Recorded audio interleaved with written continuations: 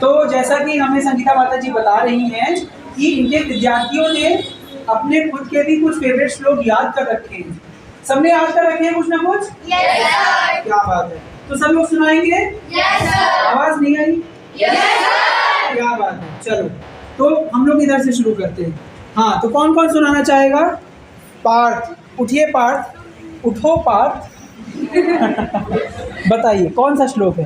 कर्मण्येवाधिकारस्ते मा फलेषु कदाचन मा कर्मफलेषु मा ते संभवस्तु कर्मणि। क्या बात है। हरि बोल, हरि बोल। एक बार जोरदार तालियां पाते हैं। बिल्कुल एक एक शब्द का शुद्ध उच्चारण करके पार्थ ने बताया है। नेक्स्ट कौन आएगा? हाँ बताइए। नैनं छिन्दन्ति शस्त्राणि नैनं दहति पावक न चैनं क्लेदन्त्यापो न शोषयति मारुतः। क्या बात है भाई। माता जी आपके विद्यार्थी तो बिल्कुल पारंगत होकर के बैठे हैं।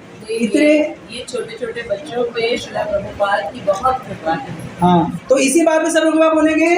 श्रीला प्रभुपाद की जय, प्रभुपाद की जय, अनंत कोटि वैष्णवों की जय। बहुत अच्छे, बहुत अच्छे। इसका मीनिंग आपको पता है? नहीं? चलिए कोई बात नहीं। यही बहुत बड़ी बात है कि इनको श्लोक याद है। बहुत मुश्किल मुश्किल श्लोक है ये सब। मीनिंग पता है आपको? बताइए। इसमें बताया गया है कि आत्मा को ना शस्त्र से काटा जा सकता है और ना ही आग से जलाया जा सकता है और ना ही वायु से सुखाया जा सकता है। क्या बात है। हरि बोल, हरि बोल, हरि बोल, हरि बोल। नेक्स्ट कौन सुनाना चाहेगा अपना श्लोक? हाँ सुनाइए आप। क्या नाम है आपका? आकांक्षा गुप्ता। बताइए। दूसरे अध्याय के श्लोक नंबर 46 में कृष्ण जी ने बताया कि यावनार्थ उत्पाने सर्वथा संप्रतोदते तावान् सर्वेषु वेदेषु ब्राह्मणस्य विजानता। क्या बात है। इसका मतलब हमें कृष्ण ने बताया है कि जिस प्रकार हम मतलब जिस प्रकार एक गांव में तरह तरह के कुएं होते हैं और हम लोग अलग अलग कुएं से अलग अलग पानी लाते हैं, जैसे कि नहाने के लिए अलग अलग कुएं से लाते हैं और पूजा करने के लिए अलग कुएं से लाते हैं। इसी प्रकार वहीं पे एक नदी होती है जहाँ से हमारे सारे कार्य हो जाते हैं। तो इसमें कृष्ण ने हमें ये बताया है कि जो मतलब हम अलग अलग वेदों से विद्या प्राप्त करने से अच्छा है कि हम एक भगवत गीता पढ़ लें और वो हमें मतलब सारे वेदों का ज्ञान दे देगा, क्योंकि वो गीता का सार है। क्या बात है। बहुत जोरदार तालियां। नेक्स्ट कौन सुनाना चाहेगा?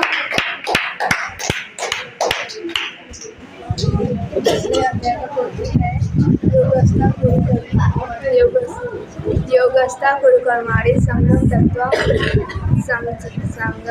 उच्यते धनंजय सिद्धि असिद्धि समो भूत्वा समतत्व योग उच्यते। इसे बताया गया है कि अपने हार या पराजय की जीत या पराजय को आसक्ति को त्याग कर अपने कर्म करना। क्या बात है। जोरदार तालियां इनके लिए। और ये छोटी सी बच्ची बड़ी देर से कोशिश कर रही है जवाब देने की। खड़े होइए। क्या नाम है आपका? खड़े खड़े खड़े खड़े। क्या नाम है आपका? हाँ, मान्या नाम है इनका। अच्छा वान्या नाम है। अच्छा अच्छा। कृष्ण को जानती हैं आप? कृष्ण कौन है? कान्हा। अरे अरे, how sweet, how sweet. Hari बोल। भगवान है? कृष्ण भगवान है? भगवान है ना? अच्छा, भगवत गीता कृष्ण ने किसको सुनाई थी? किसको सुनाई थी?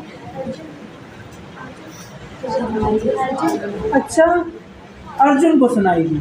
किसको सुनाई थी? अर्जुन को। हरि बोल। क्या बात है। इसके लिए बहुत जोरदार बहुत एक्साइटमेंट के साथ ये इन्वॉल्व होना चाह रही है। बहुत अच्छे। और कौन सुनाएगा श्लोक हमको? बताइए, आप सुनाइए। हरे कृष्णा। ये दूसरे अध्याय का 33वां श्लोक है, जिसको हम अपनी लाइफ से बहुत ज़्यादा रिलेट करते हैं। मेरा फेवरेट है ये। अथ चेत्त्वम् इमं धर्म्यं संग्रामं न करिष्यसि तथा स्वधर्मं कीर्तिं च हित्वा पापम् अवाप्स्यसि इसमें कृष्ण हमें अपना स्वधर्म करने के लिए कह रहे हैं कि अगर हम उस पर फोकस करेंगे तो हमारी लाइफ में जितनी चीज़ें हैं वो एकदम सही सही होती चली जाएंगी। कृष्ण भावनामृत में रहकर हमें अपना स्वधर्म भी मतलब करना है और उनकी भक्ति भी करनी है, जिससे हमारी सारी चीज़ें एकदम सही सही हो जाए, हमें कोई प्रॉब्लम ना हो। क्या बात है, बहुत जोरदार तालियां दीजिए। नेक्स्ट कौन श्लोक सुनाना चाहेगा अपना फेवरेट श्लोक? हाँ बताइए। हरे कृष्णा, क्या नाम है आपका? दीपांशी, बताइए। हम दूसरे अध्याय का 23वां श्लोक सुनाएंगे। उसमें है नैनम छिन्दन्ति शस्त्राणि नैनम दहति पावका न चैनम खेदयापो न शोषयति मारुतः। जैसे हमारे डेली लाइफ में होता है कि किसी ने हमें कुछ बोल दिया तो हमें बुरा लगता है कि हाँ इसने हमें ऐसे कैसे बोल दिया, ऐसे कैसे बोल दिया। तो इसमें ये बताया है भगवान श्री कृष्ण ने कि जो आत्मा होती है उसको ना ही किसी शस्त्र से हानि पहुंचाई जा सकती है, ना ही जल से भिगो सकता है, ना ही वायु से सुखाया जा सकता है और ना ही अग्नि से जला सकती है। तो हम भगवद गीता में ये बताया जा रहा है कि जैसे हम जो हमारी आत्मा है वो भगवान श्री कृष्ण का अंश है, और जैसे हमें कोई कुछ बोलता है तो उसका पाप तो उसके हिस्से जाएगा, क्योंकि उसने स्वयं भगवान श्री कृष्ण को बोला है। हम भगवान श्री कृष्ण के अंश हैं। क्या बात है, बहुत बहुत सुंदर व्याख्या की आपने। अरे भाई इतनी कम तालियां तो और तालियां बजाइए। नेक्स्ट कौन सुनाना चाहेगा? हाँ विनायक, आप बताइए। ये मुझे बहुत फेवरेट श्लोक लगता है। ये है दूसरे अध्याय का 12वां श्लोक। ना त्वेवाहं जातु नासन् न त्वं नेमे जनाधिपा न चैव भविष्यामः सर्वो वयं तापनम्। इसमें हम लोग को ये बताया गया है कि हम लोग का शरीर है वो उसके अंदर आत्मा है, और ये हम लोग कोई शरीर नहीं है। ये क्योंकि शरीर हमेशा बदलती रहती है, जैसे कि हम लोग रोज़ अपने कपड़े बदलते हैं, वैसे ही हमारी आत्मा हर जन्म के हिसाब से अपना शरीर बदलती है। और हम लोग को इस चीज़ की परवाह नहीं करनी चाहिए कि हम लोग नहीं रहेंगे कि रहेंगे, क्योंकि वो भगवान पर डिपेंड करता है। इसलिए हम लोग को कभी भी मृत्यु का डर नहीं रहना चाहिए। क्या बात है, बहुत बहुत अच्छी व्याख्या की उन्होंने। और कौन सुनाना चाहेगा? हाँ बताइए, क्या नाम है आपका? मान्यता, बताइए मान्यता। अध्याय 2 श्लोक नंबर 7। कार्पण्य दोषोपह स्वभाव रक्षामि त्वां धर्म सम्मूढचेत यक्षेशानाश्चितं ब्रूहि तन्मे शिष्यस्ते हम साधि मां त्वां प्रपन्न।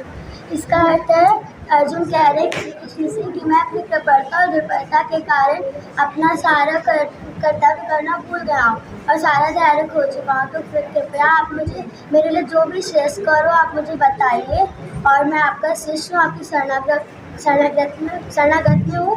कृपया आप मुझे उपदेश दें। क्या बात है, बहुत सुंदर सुंदर व्याख्या सुनने को मिल रही है यहाँ पर भगवद गीता की। नेक्स्ट कौन सुनाना चाहेगा? क्या बात है, बताइए। सुनाइए, क्या नाम है आपका? अंश। किसके अंश हैं आप? कृष्ण के। क्या बात है। हाँ तो बताइए अंश।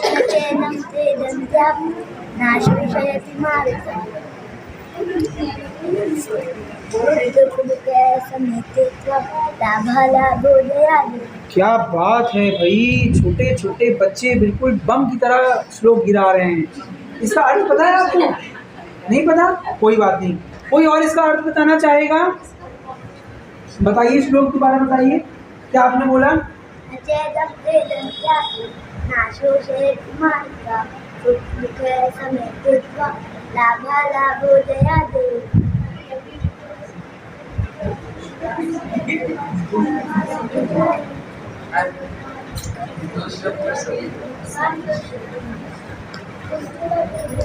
चलिए अच्छा, कोई बात नहीं, जोरदार तालियां इनके लिए।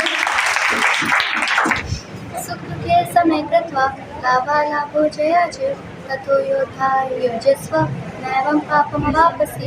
इसमें श्री कृष्ण कहते हैं सुख या दुख, हानि या लाभ, जय या पराजय का विचार किए बिना हम तुम युद्ध करने के लिए युद्ध करो। ऐसा करने में तुम्हें कोई पाप नहीं लगेगा, क्योंकि तुम एक क्षत्रिय थे अर्जुन, और क्षत्रिय का काम होता है कि प्रजा को एक अच्छा राजा देना ना, और उनकी रक्षा करना। उनकी रक्षा करना। तो युद्ध करना तो में था ही, तो उनके सामने जो होता है तो उनको युद्ध करना ही पड़ता है। तो पीछे आए थे तो उनसे कह रहे हैं। क्या बात है, बहुत जोरदार तालियां इनके लिए भी। नेक्स्ट कौन सुनाना चाहेगा अपना श्लोक? आप बताइए, क्या नाम है आपका? जी मेरा नाम ऋषभ कुमार है। हाँ, ऋषभ कुमार। ऋषभ कुमार। श्लोक मैं सुनाइए। श्रीमद् भागवत गीता का अध्याय 2 का श्लोक नंबर 31 सुनाना चाहूँगा। हाँ, सुनाइए। स्वधर्ममपि चावेश नाविकम्पितुम् अर्हसि धर्माद् युद्धाश्रेयोन्नत क्षत्रियस्य न विद्यते। इस श्लोक का अर्थ ये है कि इसमें श्री कृष्ण अर्जुन से ये कह रहे हैं कि तुम्हारे लिए युद्ध से बढ़कर कोई और धर्म नहीं है। अर्थात इसमें ज्ञान ये है हम लोगों के लिए कि अगर हमने किसी भी काम करने का निर्णय ले लिया है तो उससे फिर डरने का कोई फ़ायदा नहीं है। अर्थात हमें उसके परिणाम के बारे में नहीं सोचकर हमें उस कर्तव्य ले लेना चाहिए। क्या बात है, बहुत जोरदार तालियां इनके लिए। नेक्स्ट कौन आना चाहेगा? यस, इंद्रजीत। मैं अध्याय 2 का श्लोक नंबर 2 बोलने जा रहा हूँ। ये मुझे पर्सनली थोड़ा ज़्यादा ही अच्छा लगता है श्लोक। श्री भगवान उवाचर कुतस्त्वा कश्मलम इदम विस्मय समुपस्थितम अनार्यजुष्टम अस्वर्ग्यम अकीर्ति कर अर्जुन। अर्जुन को देख के कह रहे हैं कि तुम ये कलमश में कैसे फंस गए, तुम्हारे तक कलमश कैसे आ गई भला। जो पुरुष जीवन के सारा अर्थ को समझता है उससे ये उम्मीद नहीं की जा सकती कि तुम्हारी जो हरकतें हैं, जब वो अपने सामने अपने सपनों को देख के डर रहे थे, उन्होंने बताया कि जो तुम्हारी हरकतें हैं ये तुमको स्वर्ग की प्राप्ति नहीं करवा सकती, ये तुमको घोर अकीर्ति की ओर लेके जाएगी। इसीलिए कर्म करो, उठो और युद्ध करो। क्या बात है, बहुत सुंदर व्याख्या की इन्होंने। जोरदार तालियां। हाँ, अब आप बताइए। नेहा विक्रम नाशोऽस्ति प्रत्यवायो न विद्यते स्वल्पं पश्य धर्मस्य त्रायते माधो भयात्। इस श्लोक को प्रभुपाद ने भी कई बार अपने सेशंस में कहा है। इसका अर्थ ये है कि भगवान अर्जुन को ये बताते हैं कि हम लोग जो भगवत गीता पढ़ रहे हैं, अर्जुन के थ्रू हमें बता रहे हैं कि हम जो भगवत गीता पढ़ रहे हैं, हम लोग जो भागवतम से जो ज्ञान प्राप्त कर रहे हैं, ये हमारे साथ हमेशा रहेगा। हम लोग जो भौतिक जगत में जो कुछ भी सीखते हैं वो एक समय जब हमारा शरीर हम त्यागेंगे तो वो नष्ट हो जाएगा, परंतु ये हमारे साथ इस जन्म में रहेगा, अगले जन्म में रहेगा और अनंत काल तक जब तक हम इस चक्र में घूमते रहेंगे तब भी रहेगा, और जब हम यहाँ से मुक्ति के बाद भगवान के पास पहुँच जाएंगे तब भी रहेगा। ये कभी नष्ट नहीं हो सकता है। क्या बात है, बहुत सुंदर, बहुत सुंदर। जोरदार तालियां। तो चलिए, इसके साथ ही हमारा ये राउंड भी समाप्त होता है। हरे कृष्णा कृष्णा कृष्णा हरे हरे, हरे राम राम राम हरे हरे।